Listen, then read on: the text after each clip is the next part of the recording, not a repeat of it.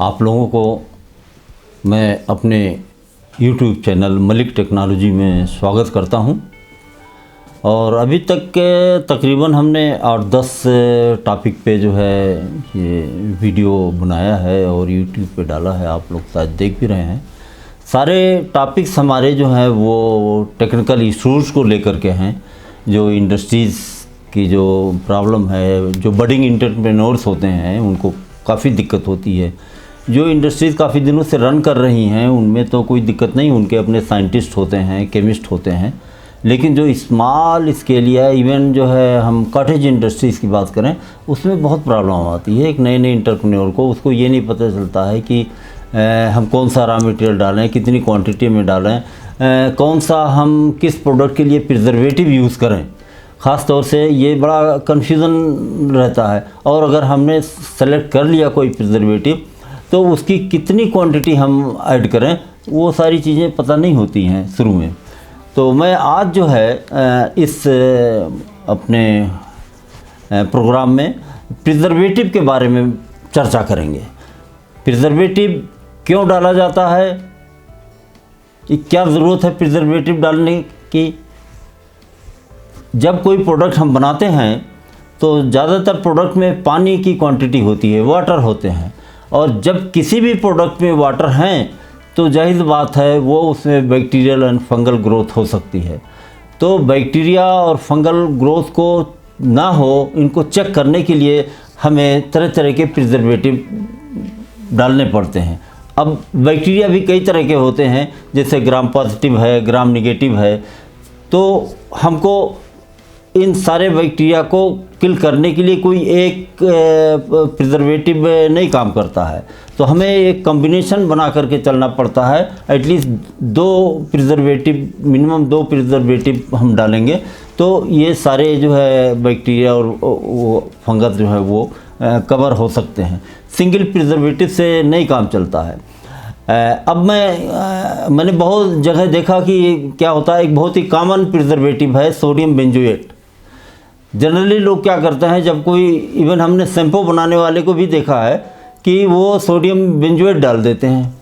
ठीक है, sodium benzoate है एक प्रिजर्वेटिव, लेकिन वो किस काम के लिए प्रिजर्वेटिव है वो उनको पता नहीं है। सोडियम बेंजोएट जनरली जो है फूड आइटम को, अचार, चटनी, मुरब्बा जो बनाते हैं, जो साइट्रस आइटम्स होते हैं, उनके लिए सोडियम बेंजोएट यूज़ किया जाता है। सोडियम बेंजोएट शैम्पू के लिए नहीं सूटेबल है। अभी हम आगे बताएंगे कि शैम्पू के लिए क्या सूटेबल है।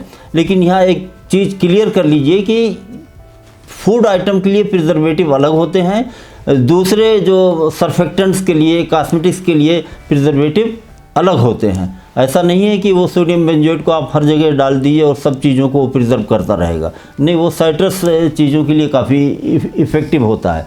उसके अलावा हमने देखा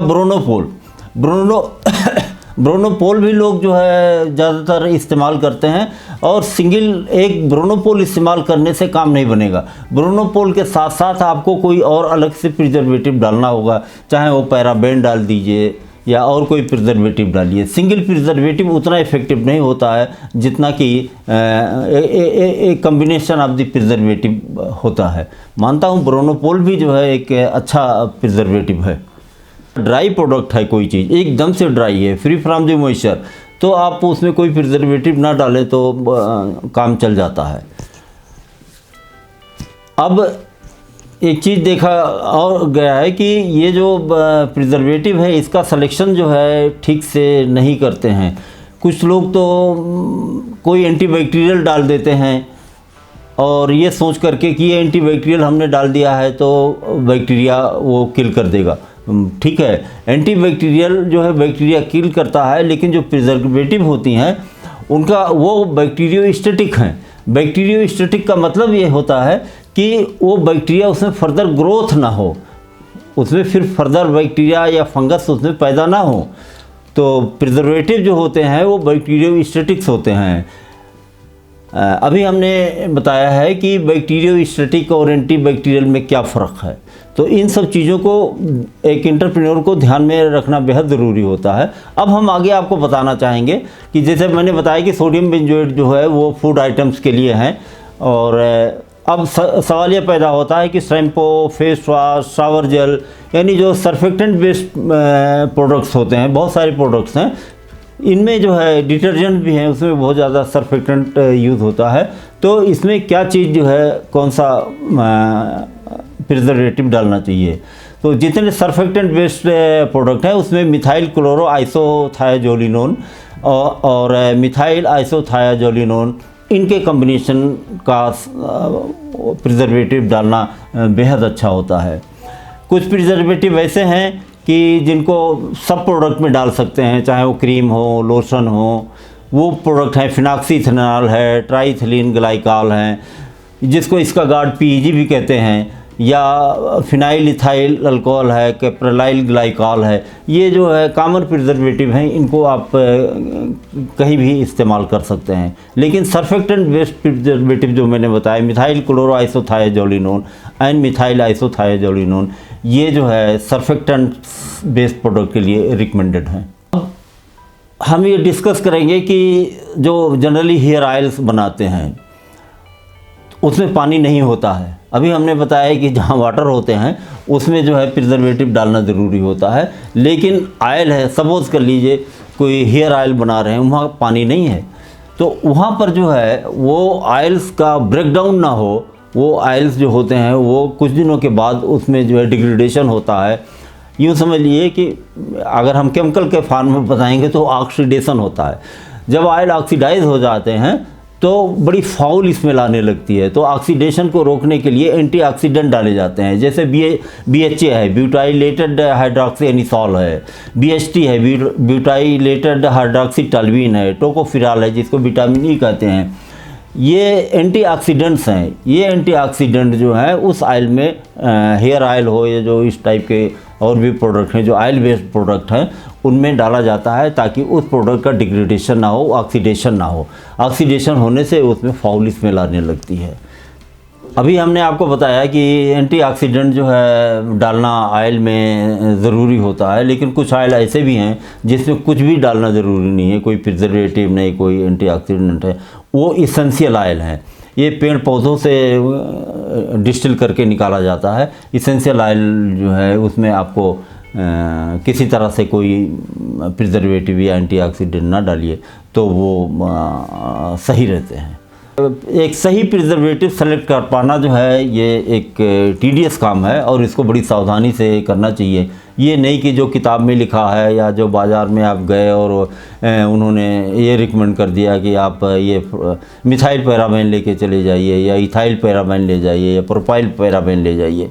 तो कभी कभी क्या होता है कि अगर पैराबेन उनके पास सारे नहीं हैं और आपने कहा कि हमें पैराबेन दे दीजिए, तो पैराबेन उनके पास मिथाइल पैराबेन है, वही उठा करके आपको दे देंगे, ये ले लीजिए मिथाइल पैराबेन आप ले लीजिए।